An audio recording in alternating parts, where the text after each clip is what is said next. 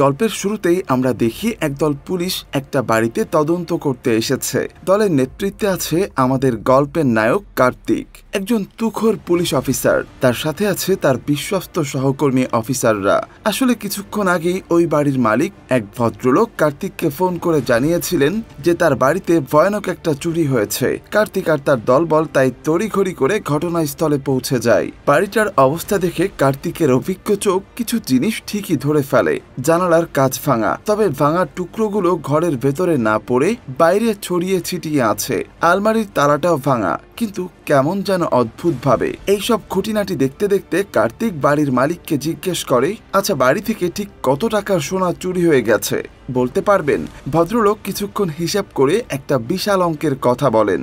জানান যে তার সর্বস্ব লুট হয়ে গেছে। কিন্তু কার্তিক তো আর কাঁচা খেলোয়াড় না। সে মুচকি এসে ভদ্রলোককে বলে, দেখুন, আমার তো মনে হচ্ছে আপনার স্ত্রী আপনার সব সোনা চুরি করেছে। তাই আপনি নিজেই আপনার স্ত্রীর সাথে মন খুলে কথা বলুন, আসল সত্যিটা জানতে পারবেন। থানার দিকে ফেরার পথে কার্তিকের সহকারী অ্যালবার্ট আর কৌতূহল চেপে রাখতে পারে না। সে জিজ্ঞেস করেই বসে, স্যার, আপনি এত তাড়াতাড়ি লোকটার চালাকি ধরে ফেললেন কি করে যে এই সব গন্ডগোলের পেছনে লোকটার স্ত্রী দায়ী? কার্তিক তখন বুঝিয়ে বলে, দেখো অ্যালবার্ট, যদি বাইরে থেকে কেউ জানালার কাঁচ ভেঙে ঘরে ঢোকে তাহলে কাঁচের টুকরোগুলো ঘরের ভেতরে পড়ার কথা, তাই না? কিন্তু এখানে টুকরোগুলো বাইরের দিকে পড়েছিল, তার মানে জানালাটা ভেতর থেকে ভাঙা হয়েছে। আলমারির তালাটাও সেভাবেই ভাঙা। আর সবচেয়ে বড় কথা, আমি লোকটা রান্নাঘরে একটা বিল খুঁজে পেয়েছি। যে পরিমাণ সোনার কথা লোকটা বলছে চুরি গেছে, বিলটা ঠিক সেই পরিমাণ সোনা বন্ধক রাখার। তার মানে সোনাগুলো বাড়ির বাইরে কোথাও বন্ধক রাখা হয়েছে। আরেকটা ব্যাপার খেয়াল করেছো? বাড়িতে একটা পোষা কুকুর ছিল। যদি গত রাতে সত্যি সত্যি চোর আসতো তাহলে কুকুরটা কি চুপচাপ বসে থাকতো? সে নিশ্চয়ই ঘেউ ঘেউ করে বাড়ি মাথায় তুলতো, আর সেই শব্দে বাড়ির লোকের ঘুম ভেঙে যেত। কিন্তু লোকটা নিজেই বলেছে কুকুরটা রাতে একবারও ডাকেনি। এর থেকেই পরিষ্কার নিশ্চয়ই কোনো কারণে তার স্ত্রী এই নাটকটা সাজিয়েছে।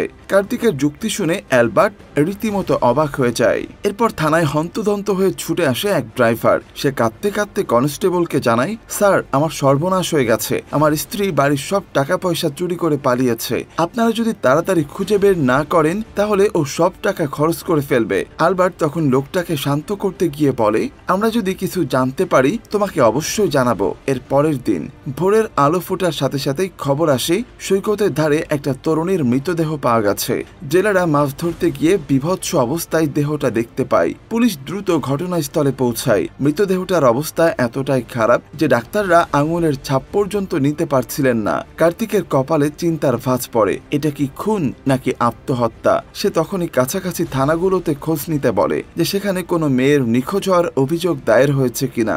অন্যদিকে এই খবর যখন টেলিভিশনে দেখানো হচ্ছে তখন এক প্রভাবশালী রাজনীতিবিদের বাড়িতে তার ছেলে খবরটা দেখে ভেঙে পড়ে। সে অঝরে কাঁদতে শুরু করে। তার বাবা মা তাকে সান্ত্বনা দিয়ে বলে, বাবা, মন খারাপ করিস না। যে চলে গেছে সে তো আর ফিরে আসবে না। ওই মেয়েটাকে ভুলে যা। বিষয়টা কিন্তু বেশ সন্দেহজনক। এদিকে কার্তিক সেই ড্রাইভারকে নিয়ে মর্গে যায় মৃতদেহ শনাক্তকরণের জন্য।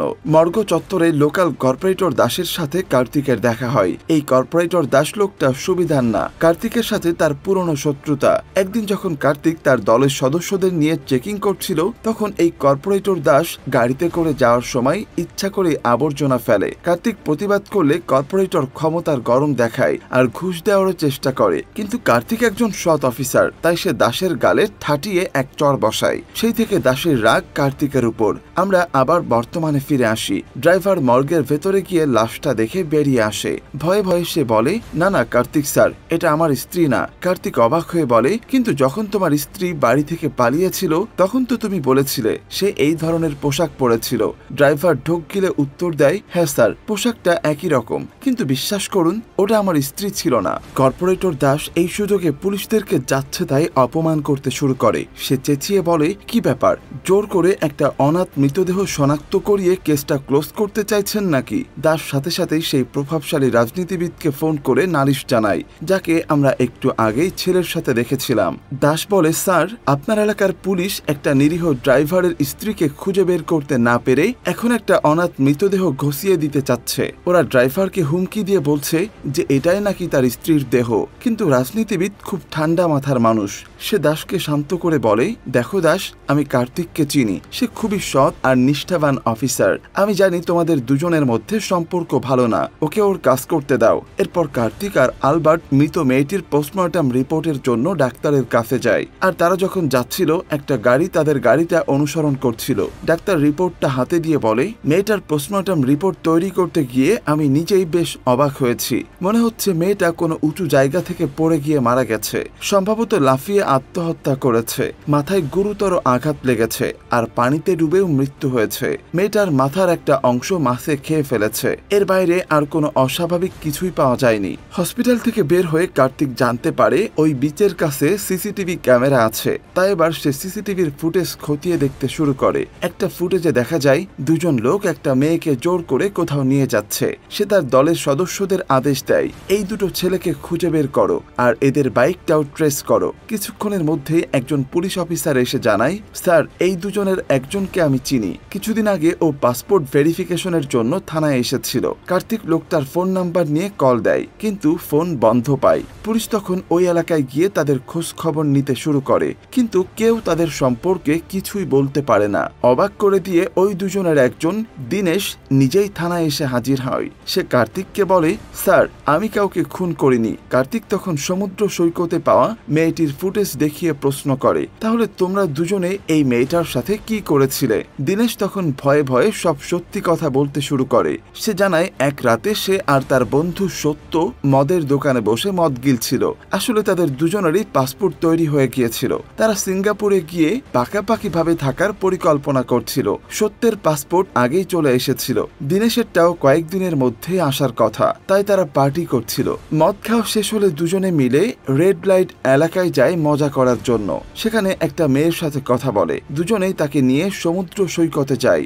সত্য মেয়েটার উপর জোর করতে শুরু করে। দীনেশ এসব পছন্দ করে না, তাই সে সত্যকে বাধা দেয়, কিন্তু সত্য কোনো কথাই শোনে না। এক পর্যায়ে মেয়েটা কোনো মতে ওদের হাত থেকে পালিয়ে যায়। কার্তিক জিজ্ঞেস করে, তাহলে তোমাদের ফোন বন্ধ ছিল কেন?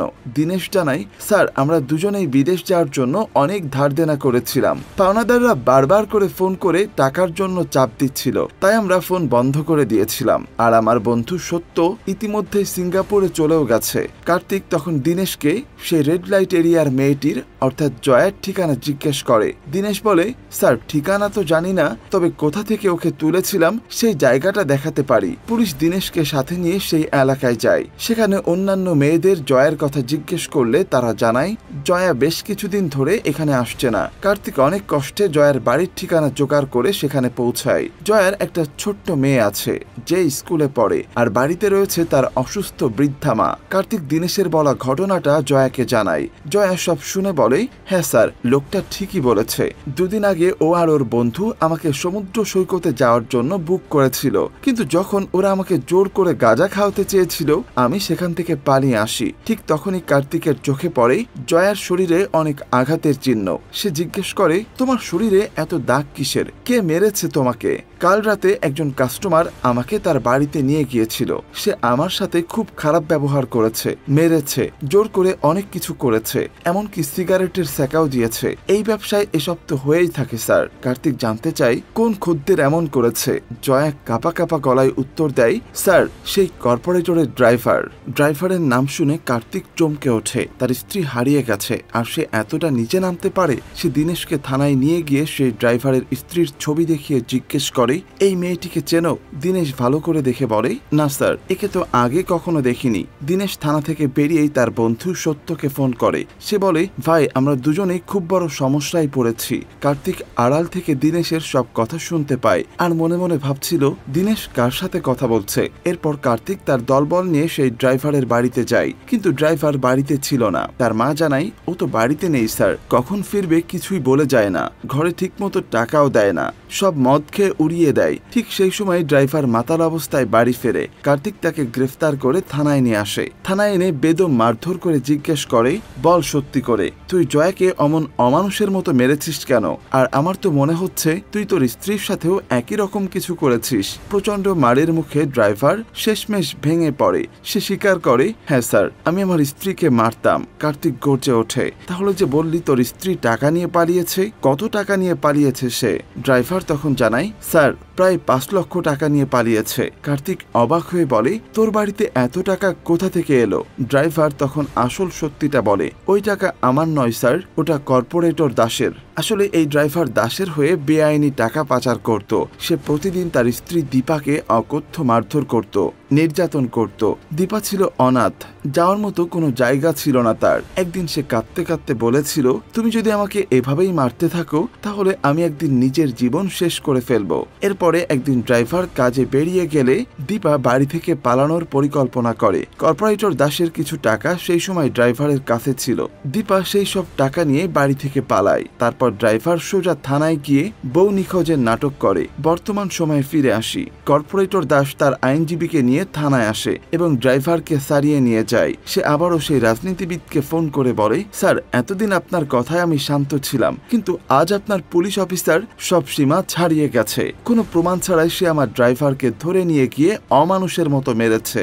রাজনীতিবিদ এবার কিছুটা বিরক্ত হয়ে বলেন, দেখো দাস, বেশি তাড়াহুড়ো করো না, কয়েক মাসের মধ্যেই নির্বাচন, আমি কার্তিকের সাথে কথা বলছি। এরপর সেই রাজনীতিবিদ নিজেই কার্তিককে তার বাড়িতে ডেকে পাঠান। তিনি কার্তিককে বলেন, দেখো কার্তিক, আমার মনে হচ্ছে ড্রাইভার নির্দোষ। তুমি শুধু সন্দেহের বশে এইভাবে কাউকে মারধর বা গ্রেফতার করতে পারো না। তোমার কাছে তো কোনো শক্ত প্রমাণও নেই। তাই বলছি কেসটা এখানেই বন্ধ করে দাও। কিন্তু কার্তিক দমে যাওয়ার মতো পাত্র না। তার দলের সদস্য আলবার্ট তখনও সেই ড্রাইভারকে অনুসরণ করছিল। পথে আলবার্টের সাথে দীনেশের বন্ধু সত্যের দেখা হয়ে যায়। সত্যকে দেখে আলবার্ট চমকে ওঠে। সে সাথে সাথেই কার্তিককে ফোন করে জানায়, স্যার আমি যখন ড্রাইভারকে ফলো করছিলাম তখন এই এলাকায় সত্যকে দেখতে পেয়েছি। পুলিশ দ্রুত সত্যকে গ্রেফতার করে। কার্তিক তাকে জিজ্ঞেস করে, দীনেশ তো বলল তুই সিঙ্গাপুর চলে গেছিস, আর তুই এখানে কি করছিস? সত্য তখন কাচুমাচু হয়ে বলে, স্যার আমি শেষ মুহূর্তে ফ্লাইটটা মিস করে ফেলেছিলাম, আর পাওনাদারদের ভয়ে এলাকা ছেড়ে পালিয়ে বেড়াচ্ছি। কার্তিক তখন তাকে সেই রাতের ঘটনা সম্পর্কে জিজ্ঞেস করে। সত্য ভয়ে ভয়ে বলতে শুরু করে, সেই রাতে জয়া যখন তাদের হাত থেকে পালিয়ে যায় তখন তারা দুজনেই হতাশ হয়ে বাড়ি ফিরছিল। পথে তারা আরেকটি মেয়েকে একা দাঁড়িয়ে থাকতে দেখে। তাদের মাথায় দুষ্টু বুদ্ধি চাপে। তারা মেয়েটির কাছে গিয়ে দরদাম ঠিক করে, কিন্তু মেয়েটি রাজি না হয়। সত্য রেগে গিয়ে মেয়েটির মাথায় সজোরে একটা চর মারে। আঘাতে মেয়েটি অজ্ঞান হয়ে মাটিতে পড়ে যায়। দীনেশ তখন সত্যকে ধমকাতে শুরু করে, আরে বোকা, এটা কি করলি তুই? এখন এই মেয়েটাকে নিয়ে কি হবে? যদি পুলিশ জানতে পারে তাহলে আমাদের পাসপোর্ট ভিসা সব বাতিল হয়ে যাবে, সিঙ্গাপুর যাওয়া আর হবে না। তাই তারা দুজনেই মেয়েটাকে নিয়ে একটা গোডাউনে এনে রাখে। কিছুক্ষণ পর মেয়েটির জ্ঞান ফেরে। তখন তারা দুজনেই মেয়েটির কাছে ক্ষমা চাইতে শুরু করে। বলে যে তারা ভুল করে তাকে পতিতা ভেবেছিল।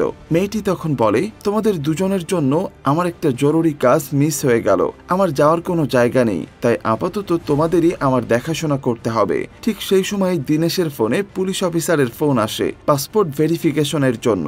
সত্য তখন দীনেশকে বলে, যদি এই মেয়েটা বাইরে গিয়ে পুলিশের কাছে আমাদের নামে কিছু বলে দেয় তাহলে আমাদের সিঙ্গাপুর যাওয়া আটকে যাবে। তাই এখন এই কদিন এই মেয়েটাকে আমাদের নজরে নজরে রাখতে হবে। তারা মেয়েটিকে একটা গোডাউনে রাখে। কয়েকদিন পর যখন তাদের টাকা ফুরিয়ে যায় তখন তারা মেয়েটিকে বলে, আমাদের কাছে যা ছিল সব টাকা শেষ, তোমার কাছে কিছু থাকলে দাও। মেয়েটি তখন তার ব্যাগ থেকে কিছু টাকা বের করে দেয়, কিন্তু সেই টাকাগুলো ছিল আসলে ডলার। সত্য সেই টাকা এক্সচেঞ্জ করতে বাইরে যায়, আর তখনই পুলিশ তাকে ধরে ফেলে। আর এখানে আমরা জানতে পারি এই মেয়েটি আর কেউ নয়, সে হলো সেই ড্রাইভারের স্ত্রী দীপা। কর্পোরেটর দাসের যে টাকা নিয়ে সে পালিয়েছিল সেই টাকাই ছিল তার ব্যাগে। সে আসলে অন্য দেশে পালিয়ে যেতে চেয়েছিল, কিন্তু দীনেশ আর সত্যের পাল্লায় পড়ে এখানে ফেসে যায়। কার্তিক যখন সত্য আর দীনেশকে নিয়ে দীপার কাছে পৌঁছায়, দীপাকে নিরাপদ দেখে সে কিছুটা স্বস্তি পায়। সে অবাক হয়ে দীপাকে বলে, তোমার স্বামী তোমাকে খুঁজে খুঁজে হয়রান, আর তোমার জন্য আমার ওই কর্পোরেটরের সাথে ঝগড়া লেগে গেছে।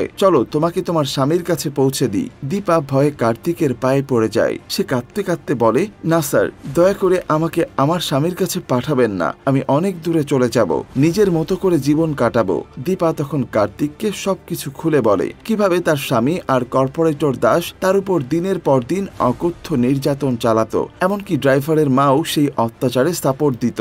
স্বামীর অত্যাচার যখন সহ্যের সীমা ছাড়িয়ে যায় তখন সে কর্পোরেটর দাসের কিছু টাকা নিয়ে বাড়ি থেকে পালিয়ে আসে। কিন্তু সে জানতো না যে ব্যাগের মধ্যে সব বিদেশি টাকা ছিল। সব শুনে কার্তিক দ্বিধায় পড়ে যায়। সে বুঝতে পারে দীপাকে তার স্বামীর কাছে পাঠানো মানে তাকে আবারও নরকে ঠেলে দেয়া। সে তাকে বলে, ঠিক আছে তাহলে চলো তোমাকে এমএলএর কাছে নিয়ে যাই। দীপা আঁতকে উঠে বলে, না না স্যার, দয়া করে আমাকে ওই এমএলএর কাছেও পাঠাবেন না। দীপা তখন আরো একটা ভয়াবহ সত্য প্রকাশ করে। সে কার্তিককে জানায় যেদিন সে টাকা নিয়ে পালিয়ে আসছিল সেদিন দৌড়াতে দৌড়াতে সে একটা ব্রিজের কাছে এসে পড়েছিল। আর ঠিক তখনই সে দেখেছিল সেই রাজনীতিবিদ একটা মেয়ের ডেড বডি ব্রিজ থেকে নিচে পানিতে ফেলে দিচ্ছে।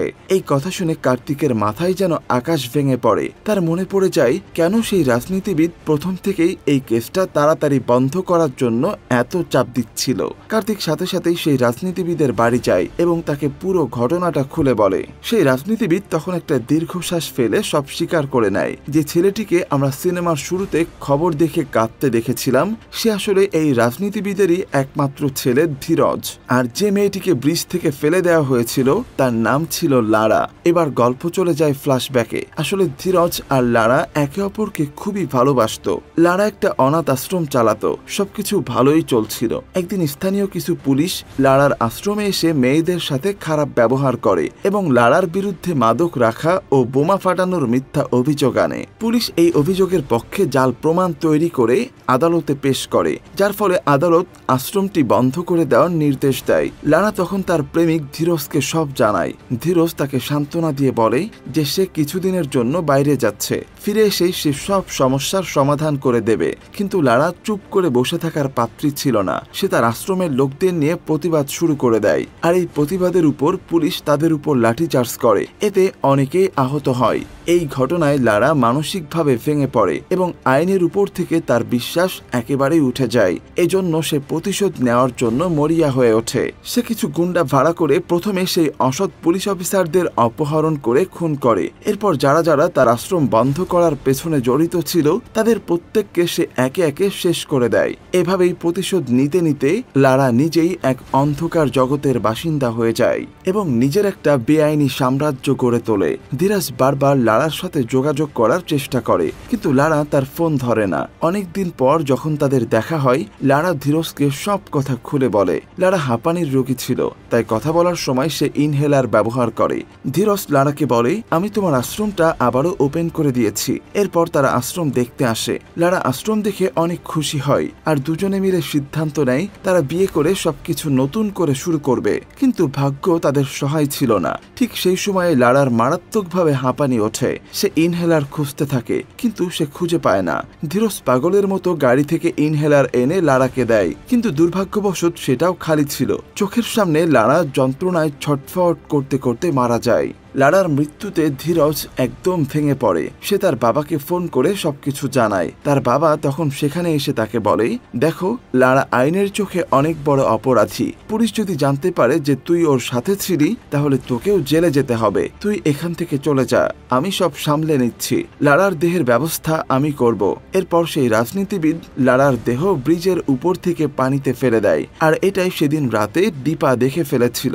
আমরা আবারও বর্তমানে ফিরে আসি। কার্তিক সব বুঝতে পারছিল না সে কি করবে, কারণ লারাকে তো আসলে কেউ হত্যা করেনি। সে প্রথমে কর্পোরেটর দাস এবং তার হয়ে বেআইনি টাকা পাচার করার অপরাধে ড্রাইভারকে গ্রেপ্তার করে। ড্রাইভারের মা তাদের দুজনের বিরুদ্ধে সাক্ষী দেয়। এরপর ধীরজ তখন দীপাকে একটা নতুন জীবন দেওয়ার প্রতিশ্রুতি দেয়। সে দীপাকে নিজের বোনের মতো আশ্রয় দেয় এবং তাদের সেই আশ্রমে কাজের ব্যবস্থা করে দেয়, কারণ অনাথ আর অসহায়দের সাহায্য করাই তো লারার এই আশ্রমের স্বপ্ন ছিল। তো বন্ধুরা, এই ছিল লারা সিনেমার টান টান গল্প।